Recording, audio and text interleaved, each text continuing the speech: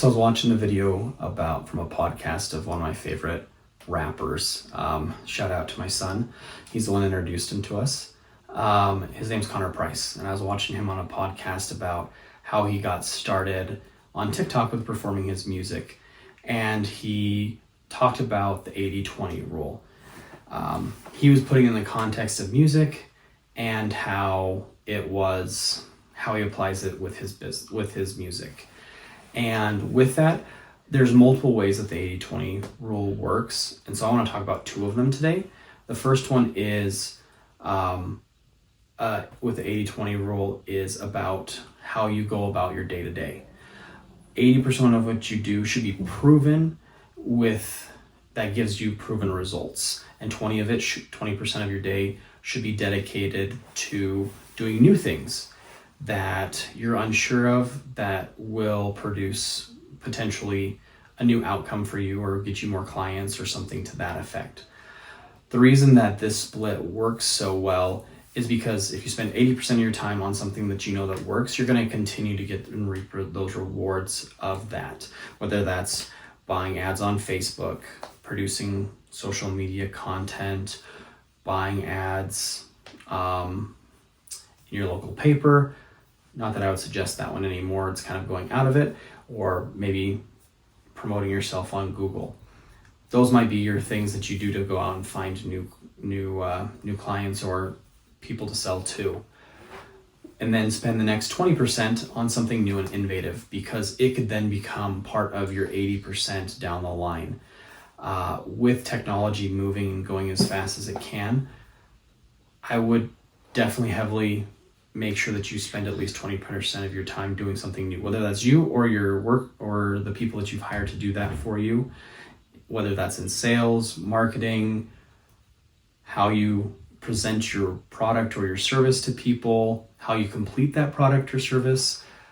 There's many ways that you can apply that 80-20 rule, and I'd suggest applying it across all the board, because if you're not progressing and learning how to do those new things, you're going to fall behind. I know that a lot of businesses are applying this in AI right now. They have their workers that they're working with. One of the places that I worked at in the past, they were wanting to lean towards their customer service being transferred over to being AI. So they didn't fire their current staff and then just jump into AI. They were implementing AI alongside them to help streamline that project and teach the AI how it was supposed to go. And so with that, focus on that innovativeness for making your business progress. And then the other 80-20 rule that I've also seen that's very common in business is 80% of your work will produce 20% of your results, and 20% of your work will produce 80% of your results. With this, lots of times the first 80% of the work that you do or the output you do will only produce 20% of your results. And then that last 20% of effort will then produce your 80% of your results. This comes down to the compound effect. If anybody's read that book, shout out. Also Slight Edge, both of them very similar, great books. With that, when you're consistent in doing that work, it compounds and then makes later work be even more efficient. So you might work the first 20-25 days of the month every single day, making cold calls out to potential customers, maybe making 100 calls a day, and only making a few sales for the first 20 to 25 days of the month. And then you reach the last 5 days, and then you make 5-10 sales every single day for those last 5. It is surprising how often this happens.